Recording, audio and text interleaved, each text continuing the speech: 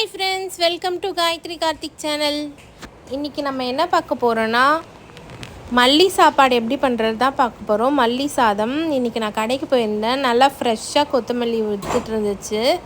அதனால் இன்றைக்கி ரொம்ப நாள் ஆச்சு, சரி மல்லி சாதம் செய்யலான்னு சொல்லிட்டு தான் செய்கிறேன். உங்களுக்கு இந்த தெரிஞ்சிருக்கலாம், ஆனால் நான் இன்னும் கொஞ்சம் நல்லா டேஸ்டியாக சூப்பராக வர்றதுக்கு என்ன செய்யலாம், என்ன டிப்ஸ் இருக்குது அப்படின்றத வச்சு நம்ம எப்படி மல்லி சாதம் செய்கிறதுன்னு பார்ப்போம். வாங்க வீடியோக்குள்ளே போகலாம். ஃபஸ்ட்டு நான் ஒரு கடாய் வச்சுக்கிட்டேன். அதில் பார்த்திங்கன்னா தேவையான அளவு எண்ணெய் ஊற்றிக்கிட்டேன். கொஞ்சமாக எண்ணெய் ஊற்றிக்கோங்க, போதுமானதாக தான் இருக்கும். அதுக்கப்புறம் பார்த்திங்கன்னா இது கூட உளுத்தம்பருப்பு, கடலைப்பருப்பு ரெண்டுமே போட்டுக்கிறேன். ரெண்டுமே துவையலுக்கு போட்டு எப்போயுமே போட்டு அரைச்சிங்கன்னா அது ஒரு நல்ல ஃப்ளேவர் கொடுக்கும். அதனால் நான் உளுத்தம்பருப்பு, கடலைப்பருப்பு போட்டுக்கிறேன். நிறைய பேர் பார்த்துருக்கேன் கடலைப்பருப்பு மட்டும் போடுவாங்க. நீங்கள் ரெண்டுமே போட்டு பாருங்கள், ரொம்ப டேஸ்டியாக இருக்கும். இதை கொஞ்சம் நல்லா கோல்டன் ப்ரௌன் கலர் ஆகிற வரைக்கும் நம்ம வறுத்துக்கலாம். ஸ்லோவாக வச்சு ஃப்ரை பண்ணிங்கன்னா உள்ளே வரைக்கும் டீப்பாக நல்லா ரோஸ்ட் ஆகிருக்கும். அந்த டேஸ்ட் கொஞ்சம் சூப்பராக வரும். நடுவில் நீங்கள் எப்பயுமே இந்த சாம்பார், காரக்குழம்பு அந்த மாதிரி பண்ணிகிட்டே இருக்கீங்கன்னா ஒரு நாள் நீங்கள் இந்த மாதிரி மல்லி சாதம், கருவேப்பிலை சாதம் இந்த மாதிரி கூட பண்ணலாம், நல்லாயிருக்கும் சாப்பிட்றதுக்கு. இப்போ பார்த்திங்கன்னா கடலைப்பருப்பு, உளுத்தம்பருப்பு ஓரளவுக்கு வறுபட்டுருச்சு. நான் நெக்ஸ்ட்டு போடுறேன். ஏன்னா டக்குன்னு கருகிடக்கூடாது. அதனால் நான் 4 காஞ்ச மிளகா போட்டுக்கிட்டேன். நீங்கள் காரத்துக்கு ஏற்ப நீங்கள் எத்தனை காஞ்ச மிளகா வேணால் போட்டுக்கலாம். அதே மாதிரி ஒரு 5லேருந்து 6 சின்ன வெங்காயங்க. சின்ன வெங்காயம் போடும்போது பயங்கர டேஸ்ட் எம்போஸ் பண்ணி கொடுக்கும். அப்புறமேட்டு ஒரு முழு பூண்டை உரித்து அதையும் சேர்த்துருக்கேன். இது எல்லாத்தையும் சேர்த்து ஓரளவுக்கு வதக்கிக்கலாம். நம்ம வெங்காயம் கொஞ்சம் கண்ணாடி பதத்துக்கு வரும்ல, அந்த அளவுக்கு நான் வதக்கிக்கிறேன்.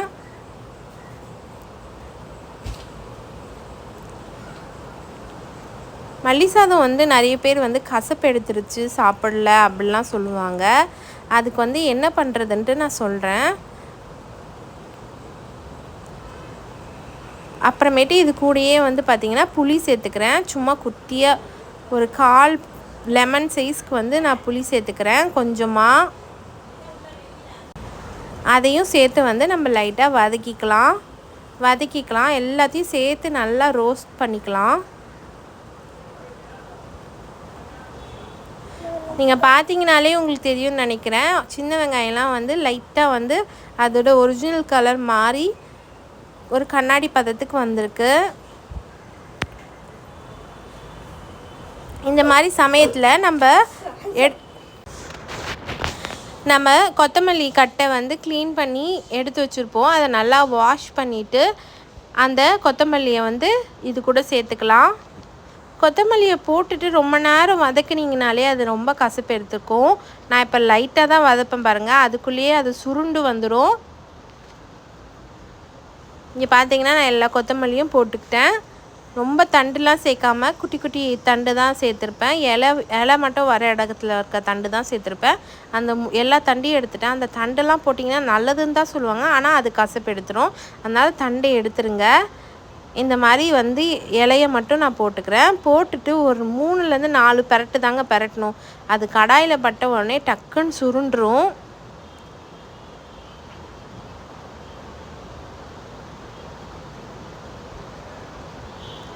அவ்வளோதான் பாருங்கள், டக்குன்னு சுருண்டுருச்சு.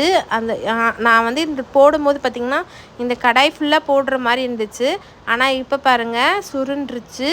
நான் என்ன பண்ணிட்டேன்னா அடுப்பை ஆஃப் பண்ணிட்டேன். நான் பரட்டிகிட்டு இருந்தேன்.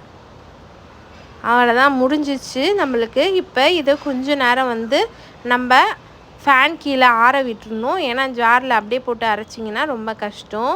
அதனால் நான் கொஞ்சம் நேரம் ஃபேன் கீழே போட்டு நல்லா ஆற விட்டுட்டு அதுக்கப்புறமேட்டு ஒரு ஜாரில் நான் இதை ட்ரான்ஸ்ஃபர் பண்ணிக்கிட்டு நல்லா பேஸ்ட் மாதிரி அரைச்சி எடுத்துக்கிறேன். தொகையல் மாதிரி அரைச்சி எடுத்துக்கிறேன்.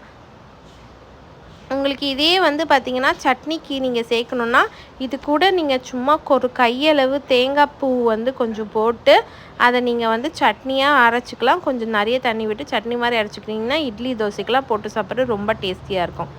அவ்வளோதான், நான் ஜாருக்கு மாற்றிக்கிட்டேன். ஒரு இடத்துல அரைச்சி அதை ஓரமாக வச்சுக்கிட்டேன். இப்போ அதே கடையில் கொஞ்சமாக எண்ணெய் ஊற்றிக்கிறேன். எண்ணெய் ஊற்றிட்டு உளுத்தம் பருப்பு கொஞ்சம் போட்டுக்கிறேன். உளுத்தம் பருப்பு வந்து நல்லா கொஞ்சம் கோல்டன் ப்ரௌனாக வரட்டும். நான் தாளிக்கிறதுக்கு தான் வந்து எண்ணெய் போட்டு உளுந்து போட்டிருக்கேன்.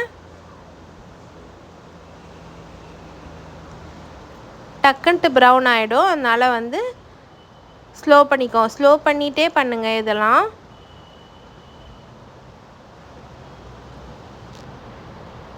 லைட்டாக கோல்டன் ப்ரௌனாக ஆனதுக்கப்புறமேட்டு கடுகு சீரகம் இது ரெண்டுத்தையும் நான் சேர்த்துக்க போகிறேன். இப்போ ஏன் முதலையும் நான் கடுகு சீரகத்தை சேர்க்கலைன்னா சீரகம் வந்து டக்குன்ட்டு வந்து கருகிடும். அதனால் நான் ஃபஸ்ட்டு உளுத்தம் பருப்பு சேர்த்துக்கிட்டு அதுக்கப்புறம் பார்த்திங்கன்னா கடுகு சீரகம் காஞ்ச மிளகாய் இது மூணுத்தையும் சேர்த்துக்கிறேன். இப்போ போடும்போது அது வந்து ஈவென்ச்சுவலாக எல்லாமே ஒரே மாதிரி பொரிஞ்சு வரும்.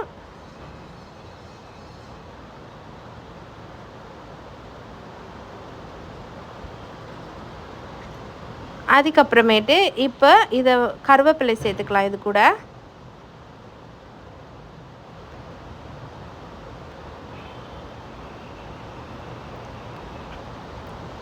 இதையும் போட்டு லைட்டாக பரட்டிட்டு அடுப்பை ஆஃப் பண்ணிக்கலாம். ஆஃப் பண்ணிவிட்டு இப்போ நான் சாப்பாடு கிளறிக்கலாம். அதே மாதிரி இன்னொன்று சொல்கிறதுக்கு நான் மறந்துட்டேன். நம்ம அந்த சட்னி அரைக்கும் போது ஒரு சின்ன துண்டு இஞ்சி சேர்த்து அரைச்சிக்கோங்க. பயங்கர டேஸ்டியாக இருக்கும். இப்போ வந்து தாளிச்சதுக்கப்புறம் பார்த்திங்கன்னா அது கூட வந்து சாப்பாடு போட்டுக்கிட்டேன். தாளிப்புலேயே சாப்பாடு வந்து எவ்வளோ நம்ம சாப்பாடு போட்டு பரட்ட போகிறோமோ போட்டுக்கிறேன். சாப்பாடு வந்து நல்லா உதிரியாக வந்து வடிச்சுக்கோங்க. அப்போ தான் சூப்பராக இருக்கும் சாப்பிட்றதுக்கு. குழச்சி வடிச்சிங்கன்னா நல்லா இருக்காது சாப்பிட. கண்டிப்பாக நல்லா உதிரியாக சாப்பாடு வடிச்சுக்கோங்க. இப்போ அந்த சாப்பாடு கூட நம்ம வந்து அரைச்சி வச்சுருந்த மல்லி சட்னியை சேர்த்துக்கலாம். பாருங்கள், கலர் கூட அவ்வளோவா சேஞ்ச் ஆகலை. அப்படியே க்ரீன் கலரில் இருக்குது. பார்க்கவே சூப்பராக இருக்குது. எவ்வளோ உங்களுக்கு தேவையோ அவ்வளோ சட்னியை வந்து சேர்த்துக்கோங்க. இப்போ அந்த தாளிப்பு சாப்பாடு சட்னி இது எல்லாத்தையும் வந்து அப்படியே ஒன்றா சேர்த்து மிக்ஸ் பண்ணிக்கோங்க. உப்பு நம்ம ஆல்ரெடி சட்னி அரைக்கும் போது சேர்த்துருக்கோம். எவ்வளோ உப்பு வந்து வேணுமோ அதை வந்து இந்த டைமில் சேர்த்துக்கோங்க. நல்லா கலர்னதுக்கப்புறம் டேஸ்ட் பண்ணி பார்த்துட்டு சேர்த்துக்கோங்க. அதே மாதிரி நீங்கள் இந்த சாப்பாடு கிளறும்போது ஒரு டேபிள் ஸ்பூன் நல்லெண்ணெய் விட்டு கிளறுனீங்கன்னா பயங்கர டேஸ்டியாக இருக்குது. அதனால் இந்த சாப்பாடு கிளறும் போது நீங்கள் வந்து ஒரு ஸ்பூன் நல்லெண்ணெய் விட்டு கிளறுங்க. அவ்வளோதான். கிளறுனீங்கன்னா நல்லெண்ணெய் போட்டு கிளறுனீங்கன்னா அந்த சாப்பாடு அவ்வளோ அருமையாக இருக்குங்க. ஒரு நாள் சாம்பார், ஒரு நாள் காரக்குழம்பு இந்த மாதிரி வச்சு சாப்பிட்றதுலாம் ஓகே. ஒரு நாள் இந்த மாதிரியும் நீங்கள் மல்லி சாதம் செஞ்சு நீங்கள் வீட்டில் சாப்பிட்டு பாருங்கள். இந்த நல்லெண்ணெய் ஊற்றி கிளறதுனால அது சீக்கிரமாக ட்ரையும் ஆக மாட்டேங்குது. மத்தியான சாப்பாடுக்கு நீங்கள் கட்டி கூட கொடுக்கலாம். சூப்பரான மல்லி சாதம் சாப்பாடு வந்து ரெடி ஆகிடுச்சு. உங்களுக்கு இந்த வீடியோ பிடிச்சிருந்தா லைக் பண்ணி ஷேர் பண்ணி கமெண்ட் பண்ணுங்கள். அப்புறம் காயத்ரி கார்த்திக் சேனலை சப்ஸ்கிரைப் பண்ணுங்கள். இதே மாதிரி சாப்பாடு செஞ்சு நீங்கள் வீட்டில் செஞ்சு சாப்பிட்டு எப்படி இருக்குன்னு சொல்லிவிட்டு நீங்கள் கமெண்ட் பண்ணுங்கள். Bye bye. Thanks for watching. Next video பார்க்கலாம்.